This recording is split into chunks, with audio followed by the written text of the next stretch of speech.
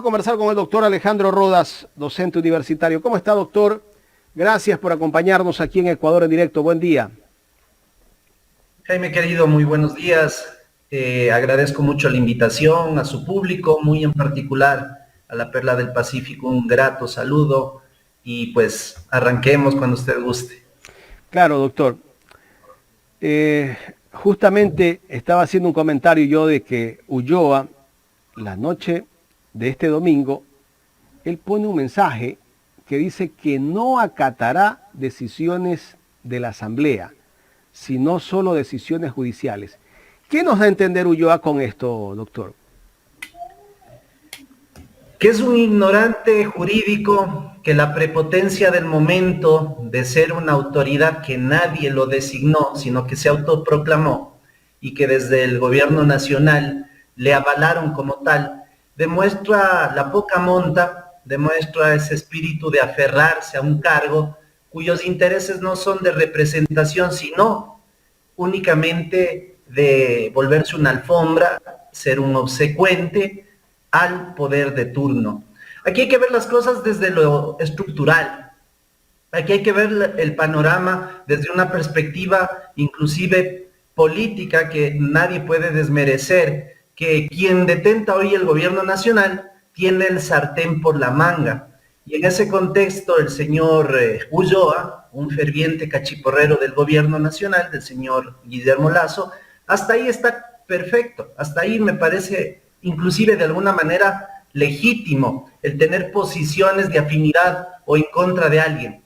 Pero el señor Ulloa fue de alguna manera el que se quedó en el Consejo de Participación Ciudadana y Control Social a uñas y dientes, apoyado directamente por el gobierno nacional, y por otro lado con el fin de poner a un contralor y a las autoridades de control como traje a la medida, que sea funcional a los grandes intereses de este gobierno, como son las privatizaciones, como son estos aspectos un poco siniestros de querer tapar el sol con un dedo, como cuando hablamos del contralor que se encuentra hoy en funciones, y como cuando hablamos de algunos candidatos amigos muy cercanos de Ulloa a este concurso mal diseñado, mal estructurado por parte del Consejo de Participación Ciudadana hacia poner a la primera autoridad de la Contraloría General del Estado. Ulloa representa a un determinado grupo político, él no tiene ningún tipo de representatividad, y la primera reflexión que quiero dejar aquí en el contexto es la siguiente: ¿cómo podemos nosotros los ecuatorianos aceptar que la voluntad de la primera función del Estado, que tiene que ver directamente con la función legislativa, la voluntad de representatividad, se caiga por un juez, y sin desmerecer el lugar, el territorio, un juez de primer nivel? Ese es el abuso del derecho más grosero, y muchos colegas hemos coincidido y seguiremos diciendo que las garantías jurisdiccionales también se tienen que respetar. Ergo, la propia Corte Constitucional ya se ha pronunciado al respecto. De tal manera que creo que es importante entender a quién representa el señor Hernán Ulloa. Qué pena, paréntesis, yo le ayudé inclusive con un amicus curiae cuando la señora Sofía Almeida era presidenta de esta institucionalidad en Soletas, y que definitivamente hacían lo mismo que ahora él hace. Entonces, mi conclusión: todos los vocales del Consejo de Participación Ciudadana y Control Social carecen de legitimidad, y ojalá se frenen en elegir las autoridades de control que están por realizar a través de estos a veces ilegítimos concursos de méritos y oposición. Y desde luego los nuevos consejeros y consejeras que sean electos en el año 2023, en febrero, tengan toda la posibilidad de hacer aquello, con un pequeño paréntesis, que ojalá la consulta popular, que quiere restarle y limitarle sus funciones constitucionales a través, insisto, de una consulta popular, ojalá se caiga. Yo personalmente no voy a apoyar. Creo que la independencia de funciones hoy más que nunca es importantísima, y concluir diciéndoles que lo más importante es que estas autoridades hoy, en ciernes, estas autoridades de alguna manera ilegítimas, no se atrevan a hacer concursos públicos, porque creo que la ciudadanía no estaría conforme con un Darwin Seraquibe como Contralor General del Estado, por ejemplo. Seraquibe está participando como candidato para la Contraloría General del Estado. Así es, ese señor que decía, hay que desaparecer el Consejo de Participación Ciudadana, luego de todo lo que hicieron, ¿no? Y ojo con algo, en la Comisión Nacional Anticorrupción, cuando estaba Jorge Rodríguez, que en paz descanse, le decía, ¿cómo le van a poner a este señor? Este señor más conocido en el mundo del que se mueve como un facilitador, un asesor que jamás ha asumido algún tipo de responsabilidad, ahora quiere ser Contralor General del Estado, luego de que él quiso que la institucionalidad que lo podría designar la tenía que eliminar. Post Trujillato se recogieron firmas con un ex consejero, Dávalos me parece que es, o se me va el nombre, el apellido, perdón, y desde luego aquí lo importante es eso, ¿no? Tener claridad y un poquito de memoria, un poquito de historia, en la medida de que este señor quería que se incendie literal el Consejo de Participación Ciudadana y ahora quiere ser electo por ese consejo que tanto pedía ser eliminado. Entonces, la falta de coherencia, la falta de escrúpulos, digo yo, este señor abiertamente no dispone, ¿no? ¿Seraquibe fue parte del Consejo Transitorio? Seraquibe fue el secretario, el que le hacía firmar las actas al señor Trujillo, y que desde luego, para terminar la idea, Jorge Rodríguez decía que era un mal elemento. Luego habían comentarios inclusive de que él se había dedicado con expresidenta del Consejo de la Judicatura y un actual vocal a vender puestos en una de las oficinas del centro de Quito, ¿no? Aquí en Quito se habían dedicado a eso. No lo digo yo, me lo comentó alguna vez Jorge Rodríguez, qué pena que él ya murió y no podría decir sobre estos particulares. Pero yo le hice un llamado a la Comisión Nacional Anticorrupción, hablen por favor quién es este sujeto, no avalen con el silencio, así como lo hicieron con Pablo Celi de la Torre, proteger de manera implícita. Tienen que decirle al país quién es Seraquibe y por qué no debería tan siquiera postularse como candidato a la Contraloría General del Estado. Y nadie lo ha impugnado. No, viene la fase, ¿no? Eso tiene un orden, ventajosamente, claro. tiene etapas, y creo que la ciudadanía se pronunciará oportunamente. Espero que así suceda. Correcto, estamos dialogando con el doctor Alejandro Rodas, docente universitario. Póngame el mensaje de Twitter que puso ayer el presidente Hernán Ulloa. Dice presidente todavía porque se ha atrincherado dentro del Consejo de Participación Ciudadana y Control Social. Aquí está el mensaje, dice: al país que la Asamblea haya posesionado a un consejero como suplente no cambia las cosas. Nosotros solo acataremos disposiciones judiciales del Ecuador. Estamos listos para enfrentar cualquier injerencia en el Consejo de Participación Ciudadana y Control Social. Haremos prevalecer nuestra autonomía e independencia.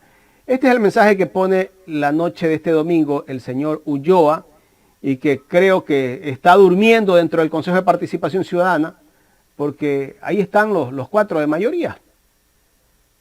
Por un sentido de coherencia, por un sentido de legitimidad, de que la gente reconozca inclusive las posiciones en contrario que pueden haber. La Asamblea Nacional, me parece que fueron 84 voluntades, cesaron en funciones a estos vocales del Consejo.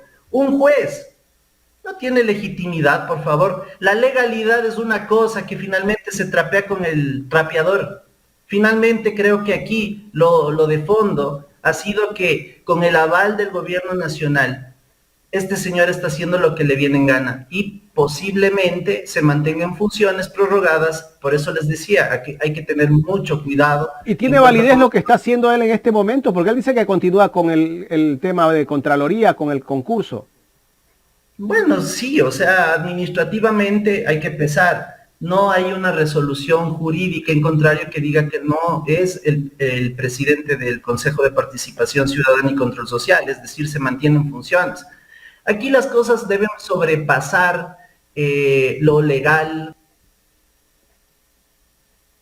se vuelve. Aquí lo que hay que pesar es la ética, un poquito la transparencia. Y este señor aferrado al cargo, destituido, en la década de los 80 y 90 los juicios políticos eran tan serios, eran tan contundentes, que la persona se iba haciendo ruedas de prensa. Bueno, me han cesado en funciones, agradezco por que me hayan permitido ejercer como autoridad, pero me voy a la casa porque la voluntad del pueblo es trasladada al Parlamento y el Parlamento me ha cesado en funciones y nos vemos.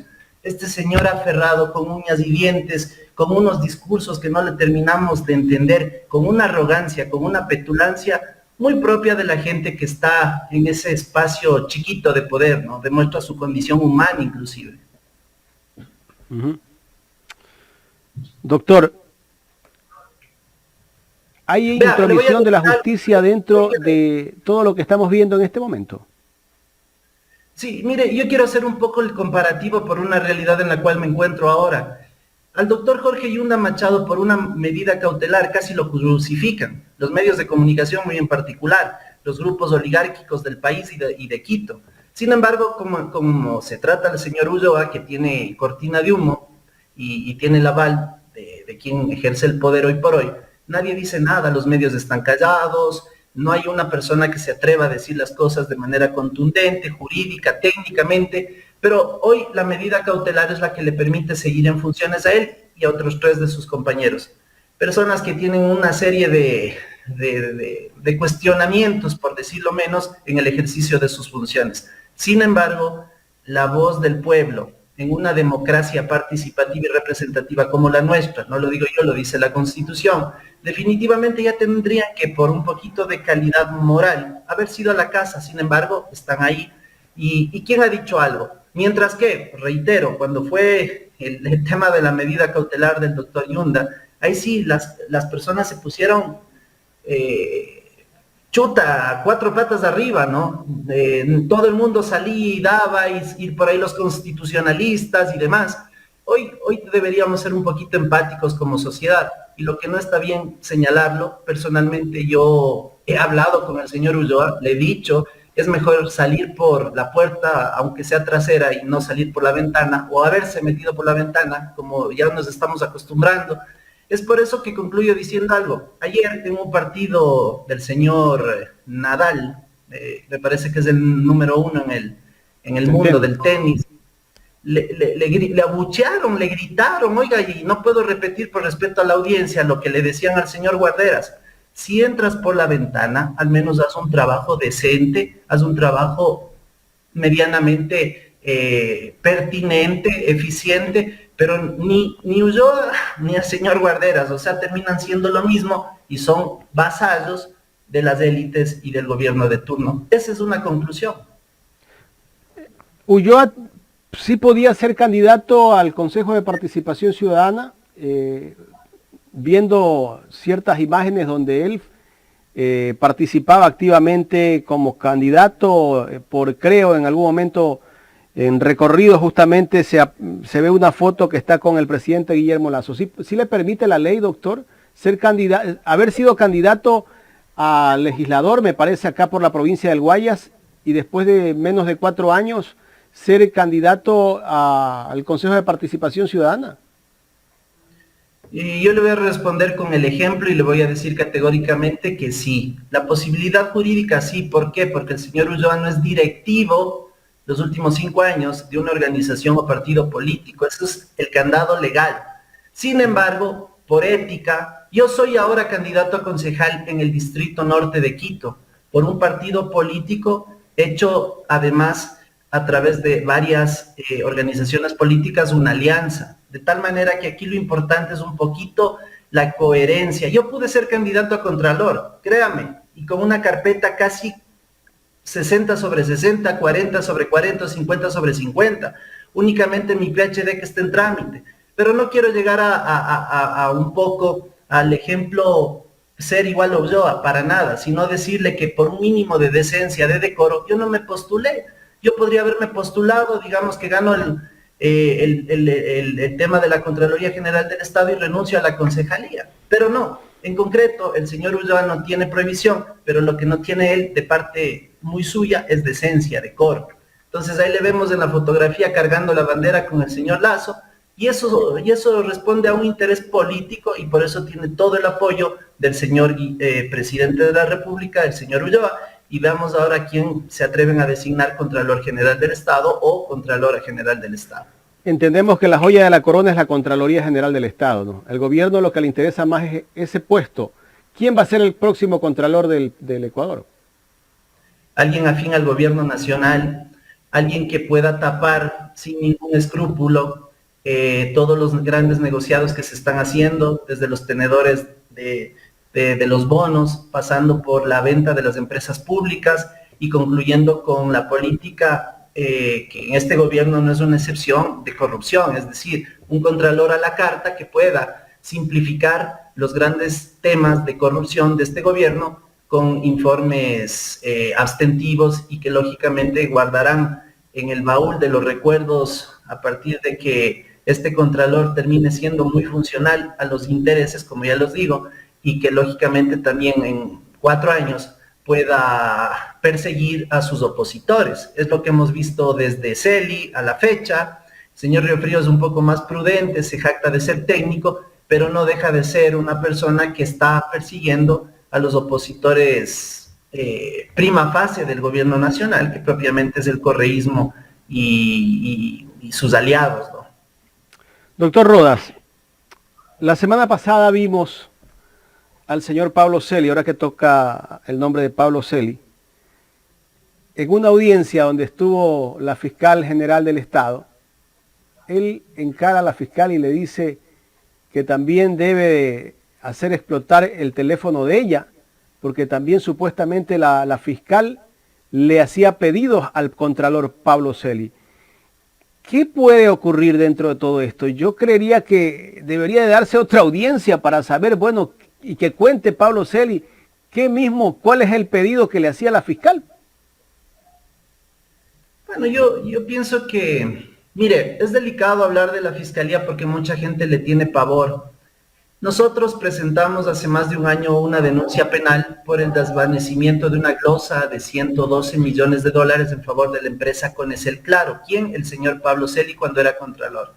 La fiscal no ha hecho nada a la fecha, la fiscal no ha hecho un solo allanamiento, la fiscal no ha abierto una sola investigación previa, no más de lo que está. Inclusive cuando se pudo acumular los procesos, la gente que sabe de derecho penal, así me dará un poquito la razón, no lo hizo. Inclusive la caducidad de la prisión preventiva de Pablo Celi se pudo frenar con la acumulación del proceso que nosotros denunciamos. Sin embargo, el tiempo habla, no han hecho nada, y creo que la pregunta que debemos hacernos es, ¿y quién le investiga a la señora fiscal general del Estado?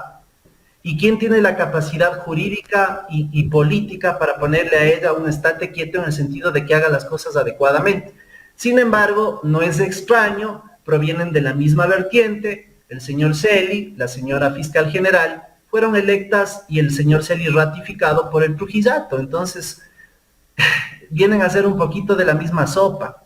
Yo creo que aquí lo importante es tener clara la gente, los académicos, la ciudadanía, las personas que nos preocupamos un poco por lo que ocurre en el país, identificar el rol de cada uno de estos actores. Y es obvio que la señora fiscal y el contralor actuaban juntos. Inclusive hay un tercer actor, la señora María Paula Romo, quien también en la Contraloría General del Estado tenía mucho peso político, jurídico, sobre la base de sus conceptos y de sus acuerdos. Eso es importante decirle al país. Siento que sorprende la reacción de Celi, ¿no? Seguramente algo le están haciendo a Celi en contra de él, que Celi toma esa reacción.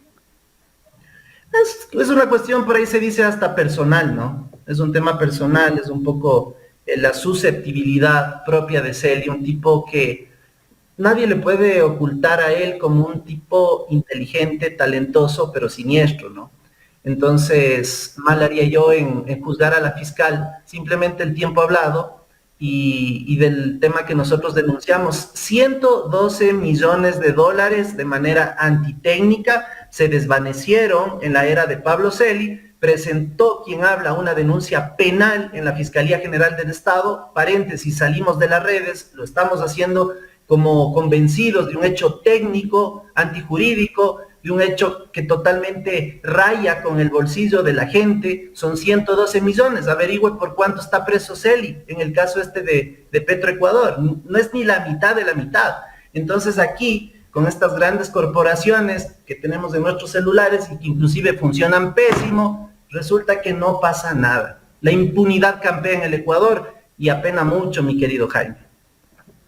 Correcto, doctor. Ya en la recta final de esta entrevista, me gustaría preguntarle al doctor Rodas, ¿qué futuro le espera el país, así como está funcionando hasta el momento en estos 18 meses de gobierno del presidente Guillermo Lasso, que prometió que las cosas iban a ser distintas?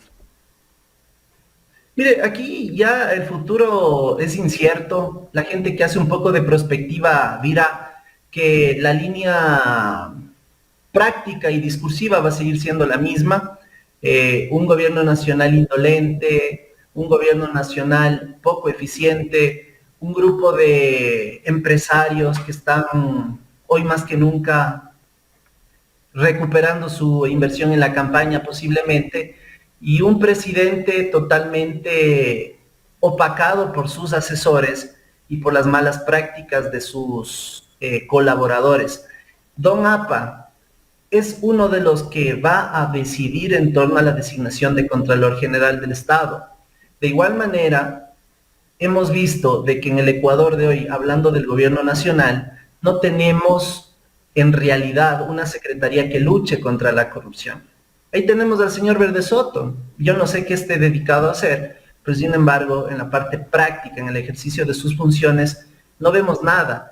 Ayer se asaltaron un hospital, querían matarle a una persona. Vemos que las mafias de alguna u otra manera se han consolidado en este gobierno, y lo más mediocre que puede ocurrir en quien gobierna es echarle la culpa al anterior. El anterior fue Moreno, el anterior fue Correa, y yo pienso, les digo con todo respeto, como ciudadano, dejándome de lado mis propias afinidades, mis propios deseos, en el correísmo yo me sentía mucho más seguro. Yo iba al hospital y me atendían de una manera eficiente y no me mandaban a comprar el paracetamol en la calle.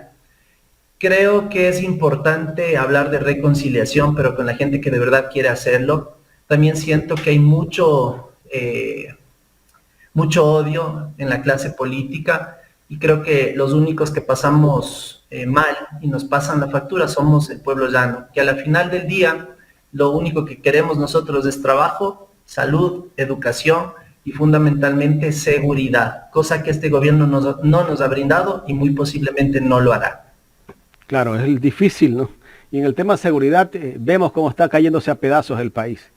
Aunque el gobierno dice lo contrario, que el país está bien, que las cosas están mejorando, que el país... Lo escuchaba el otro día al ministro Pablo Arosemena, que los motores de la economía del Ecuador rugen. O sea, cuando me dice eso, me da a entender que el país está recontra bien. Seguramente está bien para un grupo, porque hay un grupo bueno, la mayoría de los ecuatorianos, la situación no está bien. Ver cómo se condona deuda a tantos empresarios, que son grupos de empresarios, que no son la mayoría de los ecuatorianos, menos del 0.5%, por alrededor de 6.638 millones de dólares en un año, y cuando los agricultores le piden al gobierno, y esto está en una ley, le piden al gobierno que les condone 160 millones de dólares, les dice que no puede. Mire, Eso demuestra el doble discurso del gobierno. Jaime, la falta de dos palabras, voluntad política, hacen tener un país sumido en las más grandes inequidades, en las más grandes frustraciones y sobre todo en la más grande inseguridad nunca antes vivida. En el Ecuador no habían coches bomba, hoy los hay. En el Ecuador no habían ampones que gobiernen, hoy los hay. Y me refiero desde las cárceles, ¿no? Hay gente que desde las cárceles monitorea y controla lo que debe ocurrir en el Ecuador. Entonces yo creo que aquí cuando hablamos de reconciliación es justamente tener la capacidad, primero, de que el ciudadano deje su comodidad, deje su apatía y tome parte en los grandes conflictos que están ocurriendo. Y dos, que el gobierno y que las instituciones estatales hagan algo en función del cumplimiento jurídico de las atribuciones y de las responsabilidades que tienen. Aquí no hay voluntad política, y la voluntad política no son de los partidos, son de quienes nos gobiernan porque ejercen coacción estatal autorizada por este propio Estado, y definitivamente lo que no vemos es que hay una inteligencia política, una inteligencia emocional de quienes hacen política que concluye en eso. No hay voluntad política de mejorar las condiciones de los ecuatorianos. Doctor, quiero agradecerle por haber aceptado dialogar con nosotros aquí en Ecuador en Directo. Muchísimas gracias, Jaime. Una excelente semana y saludos a todas y a todos. Gracias al doctor Alejandro Rodas, docente universitario, en el programa Los Especialistas, justamente conversando sobre la situación del Consejo de Participación Ciudadana y temas de coyuntura general de lo que está pasando en este país.